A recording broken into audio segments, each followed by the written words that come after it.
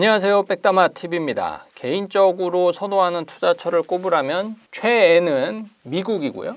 그 다음을 꼽으라면 중국이었습니다.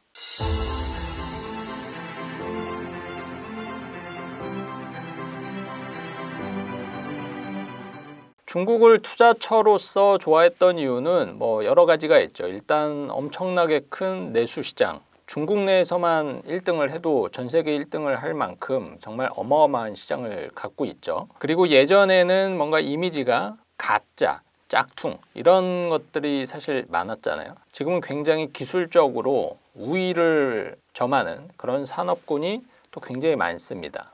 드론이라든지 배터리, 전기차, 그리고 우주항공은 우리나라보다도 훨씬 더 사실은 기술 진보를 이루어냈죠. 그리고 또 한 가지는 굉장히 빠르고 지속성이 있는 정책과 정치였습니다. 공산주의가 갖고 있는 유일한 장점이라고도 할 수 있겠죠.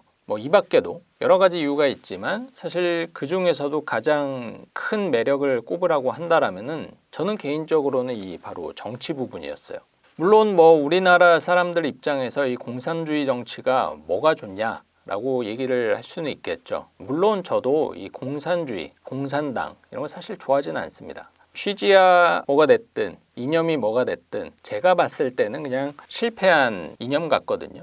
왜냐면은 사실 공산주의라는 게 모두가 잘 먹고 잘 살자 이게 이념의 핵심인데 제가 봐온 공산주의 국가들은 빈익빈 부익부가 자본주의 국가보다 심하면 심했지 덜하지는 않고, 그리고 심지어는 대부분의 국민들이 가난하게 삽니다. 공산주의 국가에서 호의호식하는 계층은 사실 일부 권력층밖에 없으니까요. 그래서 저도 이 공산주의를 굉장히 혐오합니다. 하지만 중국은 조금 달랐던 것 같아요. 이 자본주의를 조금 받아들였고 경제 개방을 일부 이뤄냈죠.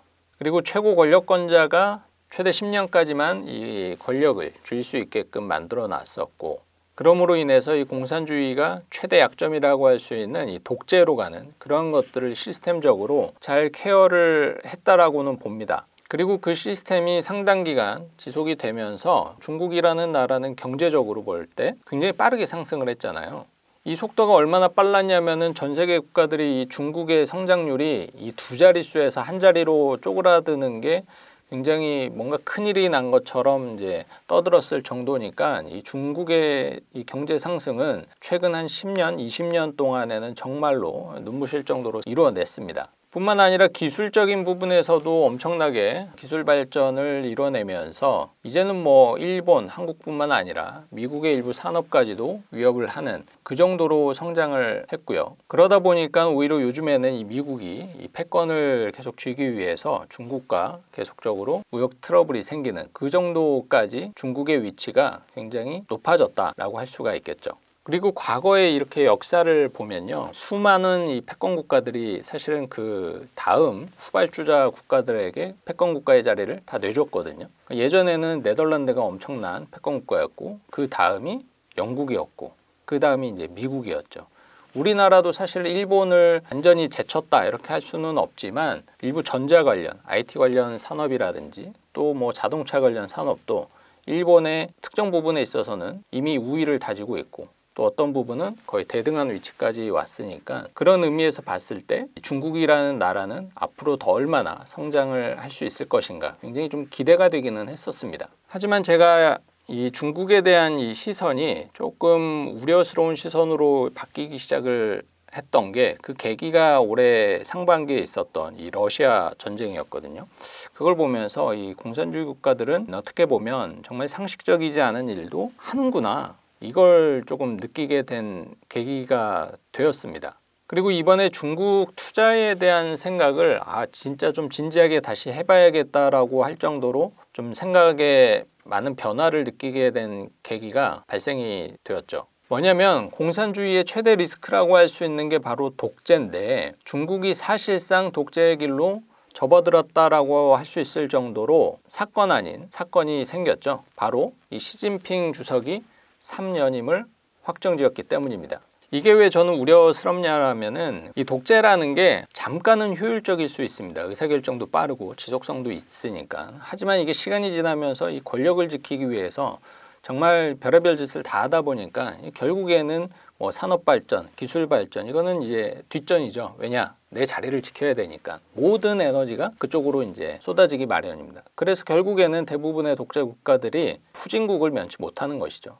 독재 국가치고 선진국이 된 국가는 사실 지금까지 역사적으로 존재하지 않습니다. 이 시진핑 주석이 앞세우는 가장 이제 상징적인 슬로건이 공동부유인데, 이 공동부유라는 게 결국에는 모두가 좀 잘 먹고 잘 살자 이런 슬로건이죠. 뭐 의미는 나쁘다라고 할 수는 없겠지만 결국에는 이런 슬로건 때문에 이 기업의 혁신을 계속적으로 이어나갈 수 없게끔 장애물이 될 가능성이 저는 굉장히 크다라고 봅니다. 올해 초인가요? 작년까지만 하더라도 그런 부분에 있어서 문제가 좀 야기가 되기도 했었고요. 결국에는 기업 입장에서는 뭐 성장하면 성장할수록 어떻게 보면 규제도 심해지고 또 어떻게 보면 경영권의 일부를 국가한테 뺏길 수도 있고 굉장히 큰 통제도 당할 수 있고 뭐 이런 우려가 있다라면 그 어떤 기업이 그 이상 성장하고 혁신하려고 하겠어요. 그러다 보면 결국에는 시장에서 도태될 수밖에 없는 거죠. 그래서 결국 이 모두가 잘 먹고 잘 살자라는 이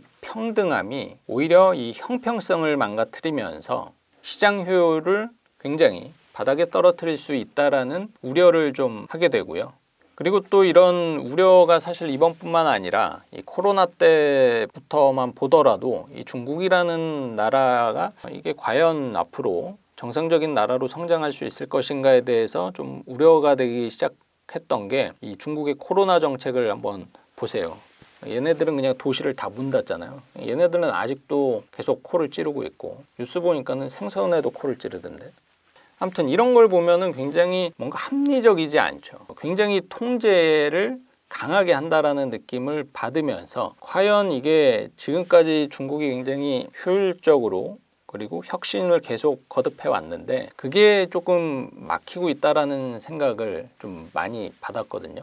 그래서 이런 문제들이 그래도 코로나가 좀 잠잠해지고 하면은 다시 완화가 되지 않을까 생각을 했는데 지금은 사실 우리나라도 그렇고 선진국도 그렇고 사실상 위드 코로나 다 전환이 돼 있는 상태인데 중국은 여전히 제로 코로나 정책을 지속을 하고 있고 정권이 또다시 유임이 되든 뭐 바뀌든 그러면은 뭐 이런 정책들도 뭔가 변화가 있을 것이다라고 생각을 했는데 오히려 더 안 좋은 방향으로 가는 그런 모습을 계속 보이고 있는 것 같아요. 아무튼 그래서 중국 투자에 대해서 어떤 공포감이 딱 들었냐면은 이제 러시아 사태를 보면서 정말 이 권력에 미친 사람은 진짜 미친 짓도 한다 이런 거를 좀 깨닫기도 했고 그런 생각을 또 이어나가다 보면은 이 중국이 이 대만과의 이슈 그냥 어떤 분쟁 정도로만 끝나지도 않을 수도 있겠다 이게 진짜 현실이 될 수도 있겠구나 그런 상상을 좀 하게 되니까 이 중국 투자에 대해서 저는 굉장히 호의적이었는데 지금은 상당히 부정적인 생각을 많이 하게 되었습니다. 물론 오늘 드리는 이야기가 중국 투자를 절대 하지 마라 이런 이야기는 아닙니다. 하지만 저 개인적으로는 중국 투자에 대한 비중은 좀 앞으로 상당 부분 좀 줄여나갈 생각이고요. 정말로 앞으로 발전할 수 있는 뭐 특정 산업 한두 가지 정도에만 집중을 해서 중국의 비중을 유지할까 그런 고민을 좀 하고 있습니다. 저의 이런 우려가 그냥 단순 우려에서 끝나기를 바라는 마음이 큽니다만 일단은 뭐 내 돈은 내가 지켜야 되니까 이런 리스크도 그냥 무시할 수는 없어서 이런 이야기를 함께 공유를 해봤습니다. 오늘 내용 도움 되시길 바라며 좋아요와 구독 눌러주세요.